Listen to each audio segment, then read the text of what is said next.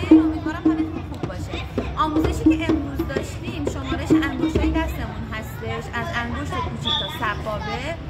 4 3 2 1 4 3 2 1. هفتی که بالاش نقطه داره بشکن یا پلنگ دست چپه، هشتی که پایینش نقطه داره بشکن یا پلنگ دست راسته. مثلا اگه هفته من بالاش نقطه باشه بشکن دست چپ، اگه عدد 4 بالاش باشه تشخیص میدم که انگشت کوچیک ضربه میزنه.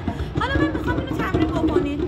اعدادشو میگید، از دست راست شروع میکنید و دست چپ میگید 4 3 2 1 4 3 2 1 4 3 2 1 4 3 2 1 4 3 2 1. و نوت 6 8 که با هم کار کردیم، تنبک پلنگ تنبک، بک بک پلنگ تنبک، روونتر بشه، جای دستتون تمیزتر بشه، سرعتش هم بالاتر بیاد و با آهنگ اما طالب زاده که فیلم گرفتیم اجرا بکنید.